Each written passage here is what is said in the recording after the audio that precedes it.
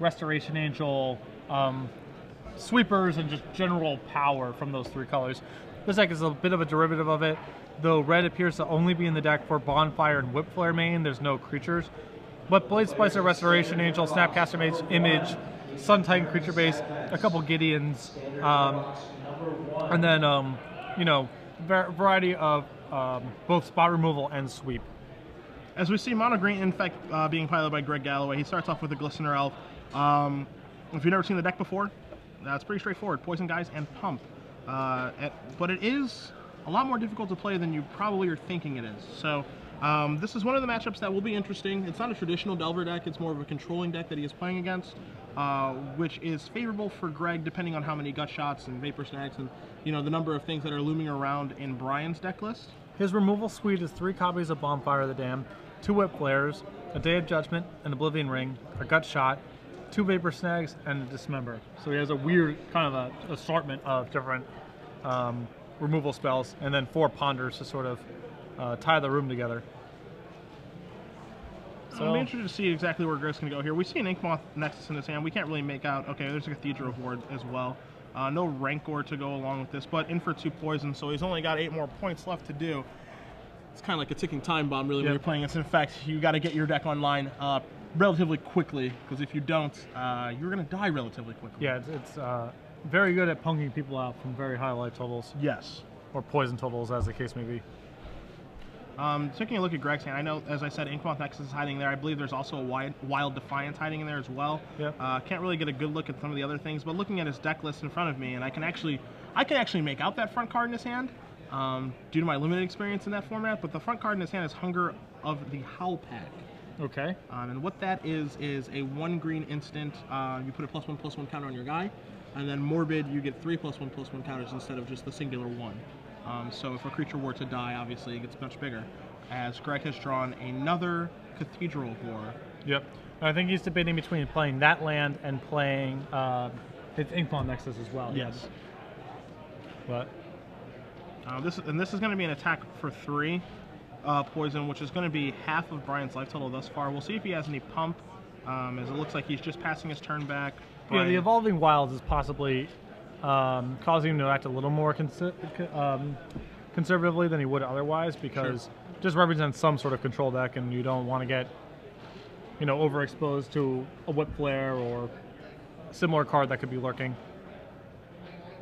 Like if your opponent goes turn 1 Island Ponder, you're probably like, your immediate response is just to assume Delver. Of course. But the Evolving Wilds is definitely a tip-off that something else is going on. So now with the amount of damage that's already dealt, this is actually a great position for the Infect deck, because this is the Whip Flare that you spoke of. I mean, he can't let any single threat stick. And we see another Ponder here. That's going to show a Whip Flare, a land, and another red card. Is that possibly a Bonfire? I see. This is where, or maybe a Gut Shot. This is where things get kind of interesting for Greg, because that turn he elected to play that's his 1 Gut Shot. His 1 Gut Shot's in his hand. That turn, Greg elected to play a Cathedral War instead of an Inkmoth Nexus. Now, yes, Brian would be at 1 less poison. He would be at 4 poison instead of 5. But with him Whip Flaring that Glistener Elf, you know, post combat he could have gone, you know, activate my Nexus and Hunger of the Howl Pack, put 3 +1/+1 counters on my Nexus. So it'll be interesting to see if that decision comes back to bite him. We're going to see him activate the Nexus with the Cathedral War, and we're going to see a Rancor here on it. So we have a Wild Defiance trigger? Only instants or sorceries. And we see a Vapor Snag here on the Inkmoth Nexus. Now, I believe Greg played his land. Yeah, he played it for it, yes. Yeah, beforehand. So Greg, poor sequencing there, because now he can't play his Inkmoth Nexus and get back to attack him for next turn. He has to wait 2 full turns to be able to do that. Yeah. Just drew a green Zenith.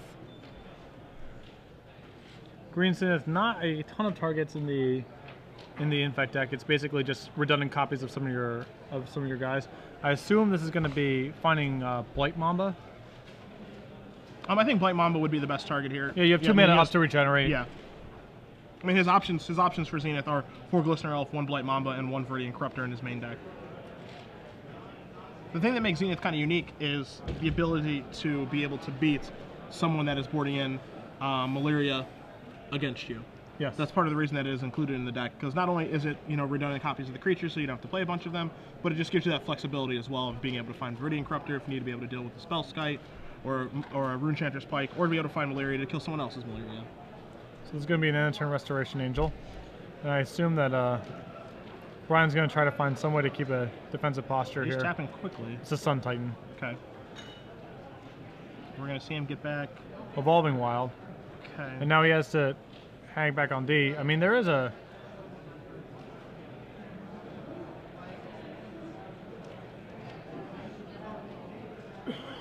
And this is why the Infect deck is so dangerous. It's like, this is not a safe position. No, not at all. Yeah. Not at all. You're tapped out like this. Like, I mean, if he has a Blessing, that's just it, basically. Yeah, that's just, the game is just over if he has Blessing in his hand. And the Gut Shot in Brian's hand has no effect because Wild Defiance is just completely counteracting it.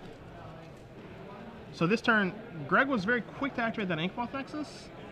And he is attacking. And I see a Mutagenic Growth. So that's going to assume this is going to kill the Restoration Angel. Yeah, that will take care of the Restoration Angel, not only just because of +2/+2, but also because of the Wild Defiance trigger. And so that'll take care of that. We're going to see an Inkmoth, okay, Hunger of the Howlpack with the Morbid trigger on to give it 3 counters. And those do not go away.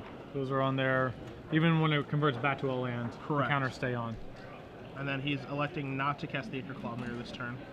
I would probably just... Acre Claw Mirror's not getting any better. Yeah, I would have just cast it that turn as well. I mean, if he plays something like a Whip Flare or a Day of Judgment to kill... Well, Whip Flare isn't going to kill the Acre Claw Mirror, first of all. If it's Day of Judgment to kill the Blight Mamba and the Acre Claw Mirror, well, then you still have a lethal... Yeah, you almost certainly win the game if his turn is...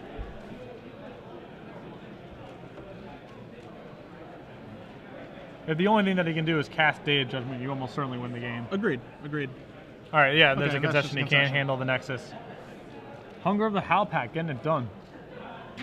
Taking a look at the deck list here for Greg, sideboarding options. In this kind of matchup, this isn't really a matchup where you're going to find Spellskite to be useful. There's not, from what we saw from Brian's deck, you can kind of tell that it's more of a board control deck than like a spot removal deck. Yes. We did see like a Vapor Snag, and I don't know how many copies does he have of that in his deck? 2 copies. Okay, so there's not a lot of those, and then you said there's only 1 Gut Shot too, right? Yep. Okay. From Greg, there's not a lot of cards that I really want to board in, honestly. I mean, I would want an additional possible Blessing, just be able to get through a Restoration Angel. Potentially Dismember to be able to kill a Restoration Angel. Yeah, but not a lot. There's not... I mean, there isn't a lot that I would want to change. This feels just like a very good matchup for him. Yeah. On the other side, we have, I mean, not a ton in the way of sideboarding cards. He has another Day of Judgment he can bring in, a Terminus, a Grim Lavamancer is pretty good. He has 1 copy of each of those cards. Negate's okay, but yeah, I mean, there's not a lot going on here. Yeah, Negate isn't really the way you want to fight against the Poison deck. You have to keep 2 mana up. It only counters like one of their things when they're like kind of moving in. Yeah. You know, like it seems like it's like a pretty good answer to Apostle's Blessing, but again, you don't really want to be reactive against them. I don't think that Brian has the tools to be a reactive deck against them like Delver does. Yeah. You know? Yeah. No, this matchup just feels quite bad for Weller Gordan. I mean, he's just like pretty fidgety. He's not particularly good at stopping flyers. Almost everything, most of what his deck is doing is at sorcery speed, so he has to commit on his turn, and all these are not the ways that you want to be able to fight Mono Green Infect. Yeah. You need to be able to operate at instant speed. You have to be pretty streamlined. Like, you can't muck around. Yeah, it's going to be I think it's a very uphill battle for Brian. I mean, being on the play this game is going to help, but I mean, even a card as simple as Inkmoth Nexus. Like, what kind of answers does he have to that? Does he have access to Ghost Quarter anywhere in the 75? No. Which, you know, that doesn't surprise me. It seems like it would be hard to do in a 3-color deck. Yeah, I mean, he's using some colorless land spot on Desolate Lighthouse. Yeah, so basically, that's what he has instead of a Ghost Quarter. Yeah, just something as simple as Inkmoth Nexus, put a Rancor on an attack. Rancor falls off. All right, do it again next turn. Do it again next turn. Like, that can just straight up beat him. He has 2 snags, a Dismember, and a Gut Shot as his only ways to stop a Nexus. And I guess Gideon, he has 2 copies of Gideon as well. Yeah, just the way that Brian's deck list is set up. You know, he has some number of Bonfire of the Damned. He has a couple of Whip Flares. I think he has 2 in his deck list. It's much more set up to be a board control deck that I think would much rather be playing against like Delver.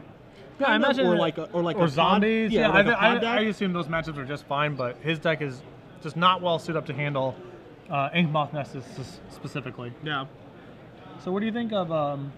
Greg Galloway's deck has some not traditional numbers, right? Yeah, I mean, I don't love his deck list is like a little bit all over the place. Like, there's only 2 Titanic Growths instead of 4. I think Titanic Growth is just like an easy 4 of, just because like it's 1 card that just cuts their life in half.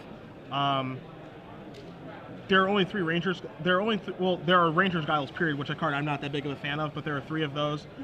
There's 2 Livewire Lashes in addition to 4 Wild Defiances. I think that Defiance is just a much better effect, especially when your deck has Inkmoth Nexus and Ichorclaw Mirror in it. If people have a card like Shatter and have a card like Smelt, they're going to be boarding in against you anyway, so you don't want to just give them more targets.